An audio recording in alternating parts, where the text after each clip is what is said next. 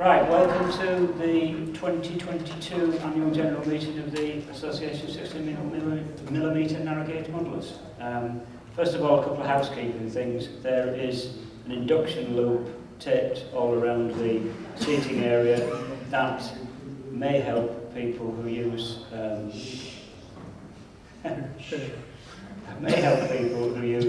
hearing aids to hear us better. Second thing is, as ever, we are going to video and record this, and this will appear on our website in the not too distant future. So by participating in this, please understand that what you say may appear on the internet. If anybody's not comfortable with that, I'd invite you to absent yourselves now. I think you all know the rules of the game. So Mike Docker has arrived. Right. Can't find him. Not to worry. Yeah, no, we've got it. You've got it? Oh, top man. Just drop it up here if you would be so kind. You may remember that last year Paul Kidger was awarded the Lamb Trophy. And we need a strong man to bring it back. Right, first of all, I think I should invite the table to introduce themselves. So, Mike, if you'd be kind enough to... Mike Riley, Company Secretary. There we go. Yeah. Mike Riley, Company Secretary. Blimey. Alan Finch. Dave Gordon, Bulletin Editor. Gareth Jones, 16mm Today Editor. Chris Trotman, Technical Director. Ron Collins, Slider Treasurer. Carol Regan, Trader Coordinator for the show. And Tom Rowland, Membership Secretary.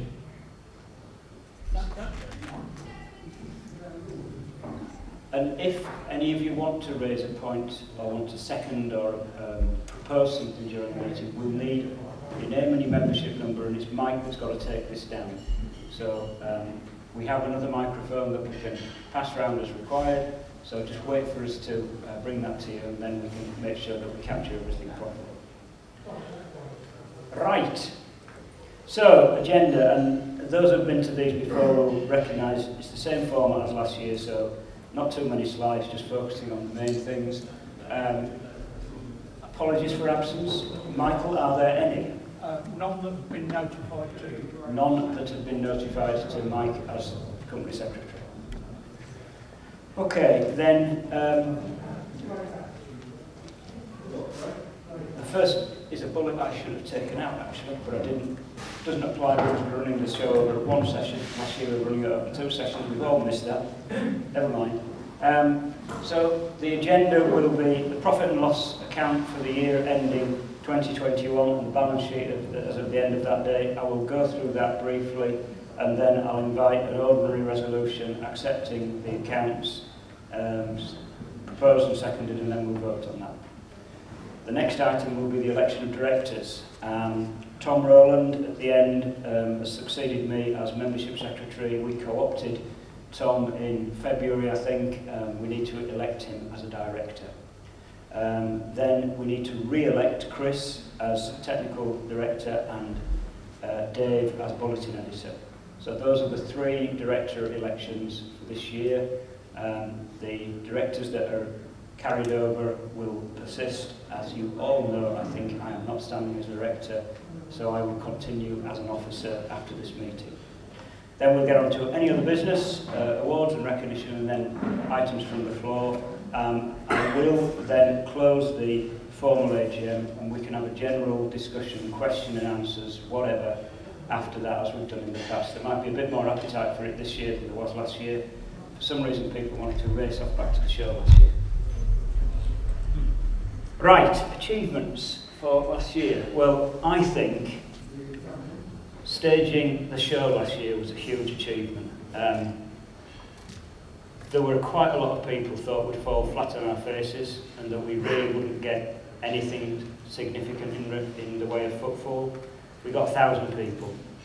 Okay, half of what we would have got in previous years, certainly half of what we got in 2019 and 2018, but still, I think, a huge achievement, especially because, if you remember, the stage 3 measures got extended by 4 weeks, just a week before the show. And so we were expecting that we would be able to run it under one regime. Turned out we had to run it under a different regime. The show did run at a deficit. I think we made no bones about the fact that that would happen. But the deficit was much lower than we expected because we didn't carry some of the costs that were expected. So, for example, we couldn't use this room last year because it was being used as part of the COVID inoculation programme for the East of England. So we didn't pay for using this room. We actually ran the AGM, if you remember, last year in the Peterborough Suite.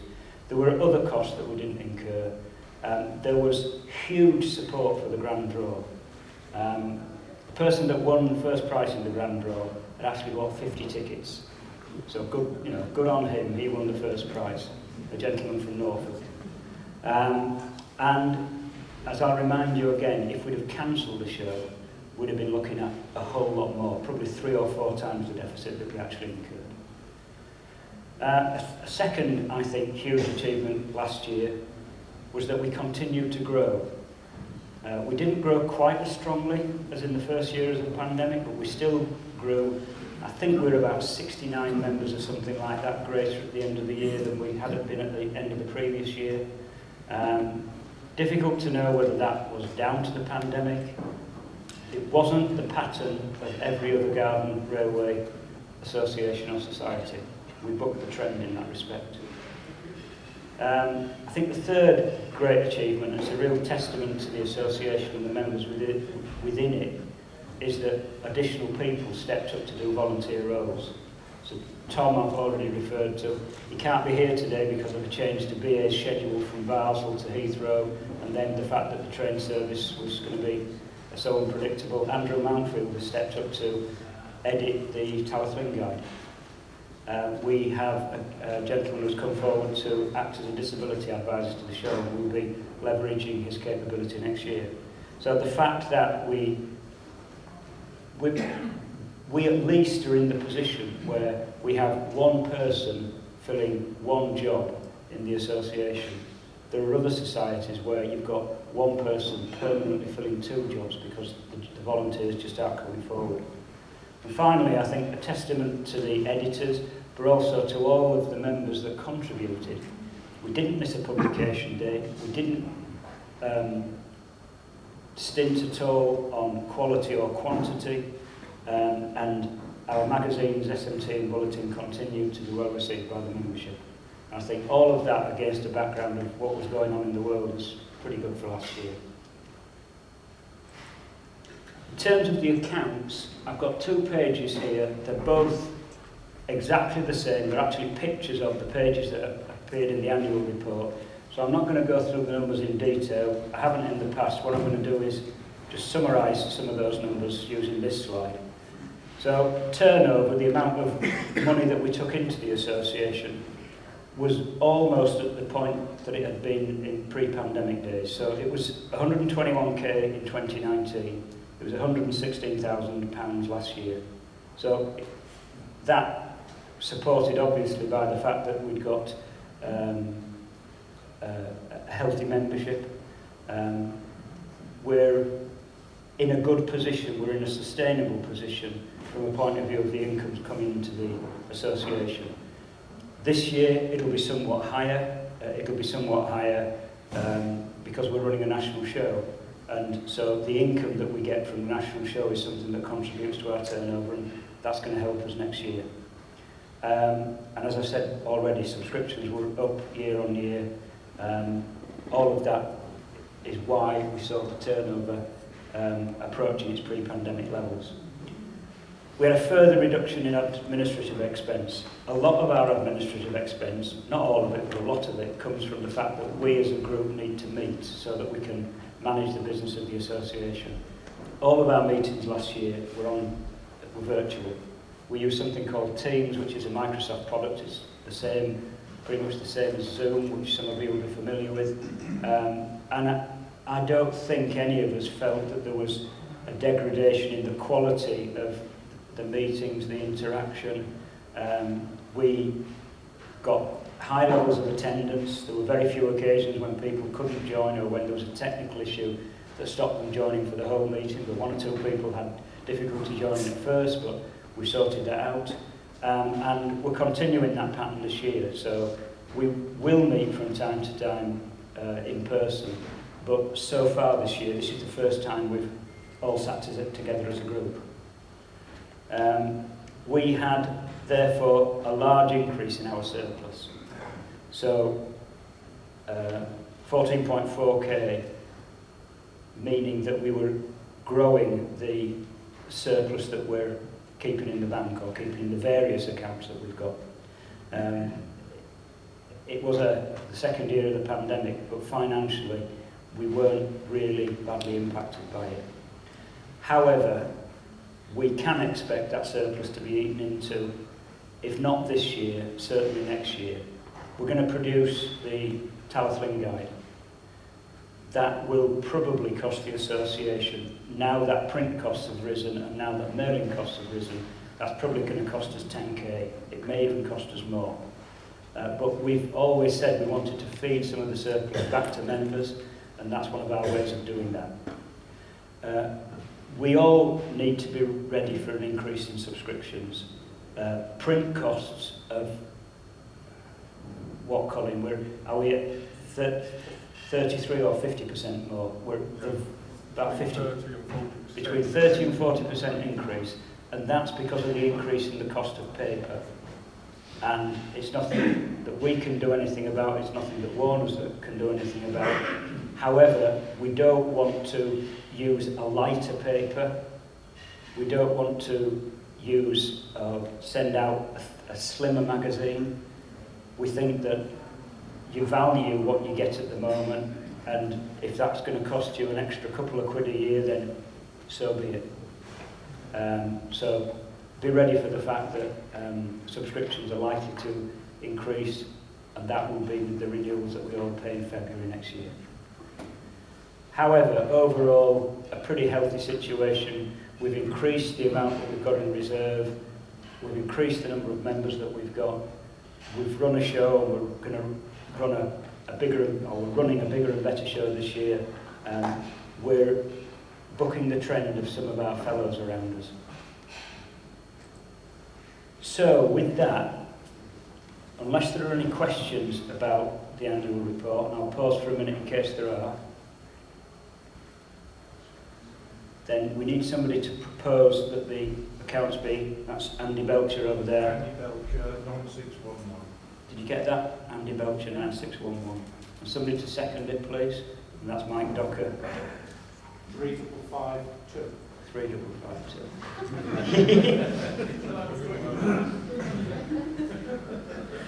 Okay then, can I have a show of hands for accepting the annual report 2021, please?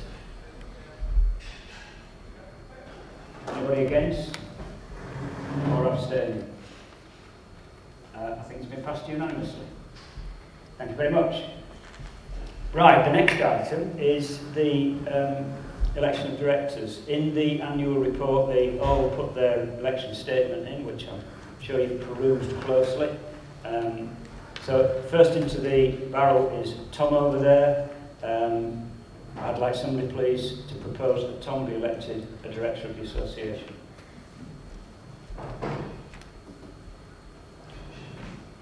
He's behind you, Alan Finch. Oh, who's again? Tim Bridge, 4400. And Alan Finch is seconding it. Okay, show of hands please for the election of Tom as director. Anybody against? Excellent. There's a surprise, Tom. Nobody else wanted to do the job. There's no going back. I can't understand why. Right, now, Chris Trotman, our technical director, I'd like somebody to propose that he be re-elected as the director of the association, please. We've got Keith Buckledge over there. What's your number, Keith? What's your number? 709. 709. Somebody to second it, please. Oh, we got Andy Belcher seconding it again. 9611. And a show of hands that Chris be re-elected as director, please. Anybody against? No abstentions? Thank you for standing again, Chris. And finally, Dave, Bulletin Editor. I'd like somebody to nominate Dave as Bulletin Editor, please. We've got Mike Docker and we've got Andy Boatsy seconding it. This will be, at least you can copy and paste things here. And a show of hands, please. Anybody against? No abstentions? Right. The award of the Lamb Trophy. And here I take a deep breath.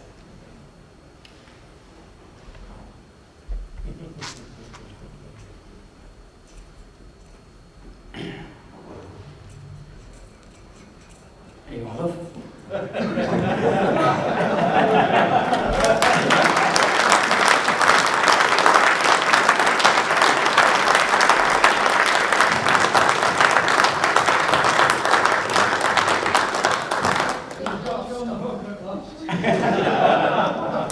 Well, it'll make a good dose. Well, we can use that instead of that pig that we put underneath the back door, can't we? It's a cat. A cat. Yeah. Pig, cat. Thank you very much. That was totally unexpected. I couldn't have done my job for the last 14 years without Carol.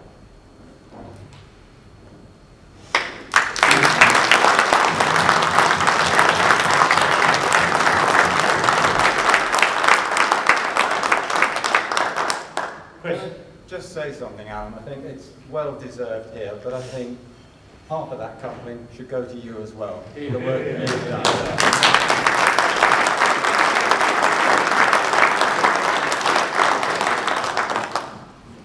Thank you. Right, item 20. As you all know, this is Alan's last meeting as chairman. He's going to also. As you all know, this is Alan's last meeting as chairman. He's going to step down, and so the board got together and bought him a little present, which we'd like to present him with now. Didn't know about this. Thank you. We can keep secrets. Open it.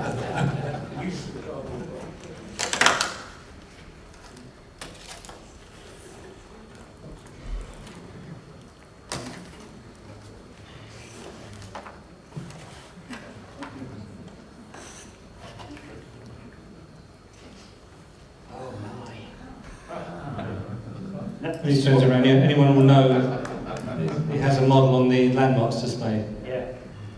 This is in thank you from the board for all the hard work. Thank you so much. Completely unexpected. Completely unexpected. I wish mine looked like that, but it doesn't. And as I don't know how many people know this, but the model started life as something that Larry Cheeseman built for me. Larry Cheeseman died earlier in the year. He was a colourful character, but he wasn't a builder of scale models. He was a builder of working models. And when I got that, there were certain things that weren't right with it that I've just gradually put right. And it's not to scale, and it never will be Monarch. So for those who are familiar with the #1 ladies detective agency, I'm thinking about calling it Mr. JLB Matacone. And if anybody's familiar with the books, they'll know that we never found out what JLB stood for. He was always referred to, even by Mark Ramotswy, as Mr. JLB Matacone. So thank you very much. Can I also show appreciation for the hard work that Alan's put in over the last year.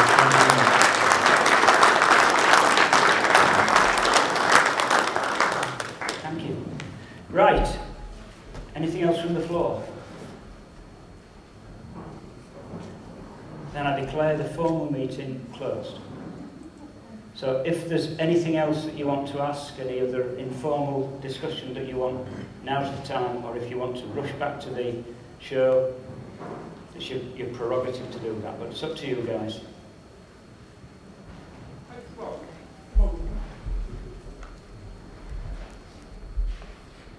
Thank you. Mike Docker, 3552. I don't always, but this year I had a hot meal in the Peterborough Street just earlier, and not only was it not very good, There were no prices when I got in the queue. I asked when I was being served, well, nothing was labelled, so I had to ask what you're offering. There was no vegetables at all. That was the declaration. No, we haven't got any veg. I asked how much the prices were there. We don't discuss prices, you have to see the till.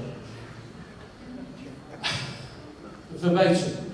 I got to the till and I had pasta, cake, some rice. That was $9.50, which $7.50 maybe, but not $9.50. The drink was £2, the chocolate thing I had was $2.50. Very good. But it was more the fact that they hadn't done any prices up. They have now.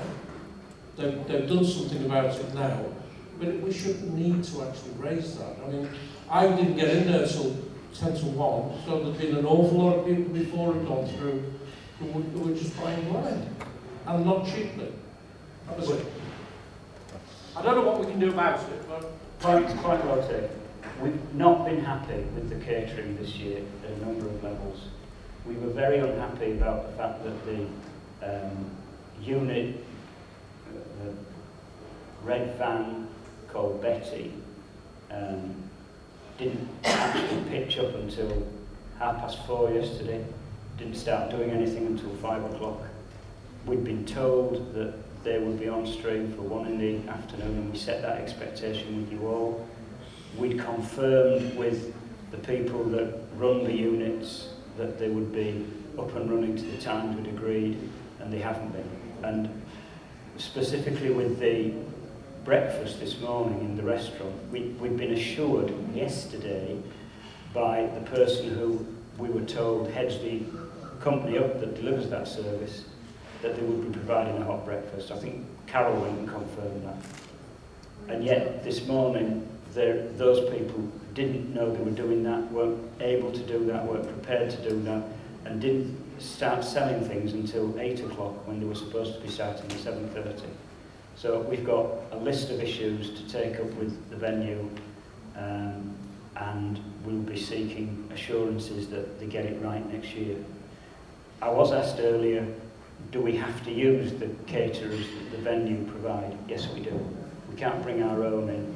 They nominate the caterers, but they've been a big disappointment this year. And all I can do is apologise. Can I add something, Alan? Just take the microphone. Thank you. Yeah. Yes, Jeff Lumsden. We called in for the breakfast, and I've got to say it was the most unhealthy breakfast ever handed. I'm a diabetic. I could imagine what my specialist nurse would have said. You can't have that, that, and that. No prices up, I would agree. And to pay, I think, £18 for the two of us, daylight robbery. The other thing, as far as Betty is concerned, my wife went to get 2 cups of tea. I gave her some cash. She stood 20 minutes, got to the front of the queue. We don't take cash, we only take cards. Those of you who know my wife would not be best, she was not best pleased, shall we say. So I would confirm everything that's been said, not acceptable as far as I'm concerned. It's not been acceptable. We did, you can argue whether we did our best or did as much as we could, but we had a discussion with the guy that heads the organisation up. He was on site yesterday for a meeting with the arena, a guy called Grayson, and we were assured that this was all in place. So you can imagine the shape of the discussions that, if not I'm having with them, that Mick will be having with them about, okay, what are we going to do to fix it for next year, and to assure us that what they say actually happens. Any other questions or comments from the floor? Another one at the back. Yeah, just to add from the cable point of view. Sorry, you are? Chris Knobs. Chris Knobs. Yeah, just to add from the cable point of view, the lack of, and the general lack of seating, especially for those that are disabled, around the hall, and even in the catering area, people couldn't sit down to eat. Yeah, I've noticed that all of the seating, the indoor seating, has been pretty heavily occupied. The catering providers, have got the obligation to put out the seating, and some other feedback to them is going to be, you seem to have got that badly wrong, and if you'd have got it right, and you'd have had the capacity. They ran out of sandwiches as well. I think Carol and I shared a single sandwich because we were down to so few by the time we got there. They've got the quantities wrong, and they've underestimated the number of people who would want to use them. So there's lots of things they've got wrong. I wish we could fix the past, but we can't. Is there any other feedback on catering? There's another gentleman over here. Not catering. Okay, a different topic. Here comes a microphone. Bob Hunt, I don't know my number, but I just wanted to say, notwithstanding all the comments about the catering, it's been a really good show. Good.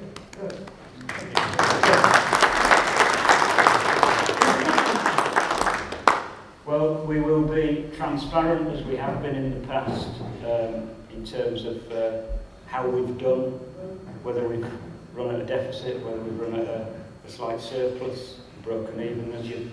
As I've said in the past, our aim is to break even so that the show sustains itself and doesn't draw on our surplus, and equally doesn't set out to generate an increase or create an increase in the surplus. We don't know what will happen this year. I think that ticket sales on the day, I am told, have remained strong through the morning. Ticket sales in advance were lower than we had hoped for. I personally, and I think some members of the board agreed with this, thought that there would still be significant concern among some people about getting too close to others that they didn't know in a queuing situation. And so our entry arrangements and the idea of getting in half an hour in advance were to try to spread the flow of visitors coming into the show to avoid people queuing. But all that happened this morning was, as soon as people came in, they came and stood in the foyer as close to the door as they could get, and then were followed by somebody else doing the same thing. So our assumption that this concern would exist was false, and we'll need to look at the entry arrangements next year. And I still would have thought that people would, if you cast your mind back to 2018 and 2019, when we had at least 1,000 people in the atrium, all cheek by jowl, waiting for us to open those double doors, and then they all spilt into the main hall. I thought, maybe I still think that people would find that uncomfortable, but maybe I'm wrong. However, it will be a decision for us. Doesn't matter how many years you run a show, how often you run it, you always learn something new. Right, any other points from the floor? Well, what can I say? Class dismissed. Go and enjoy the rest of the show, please.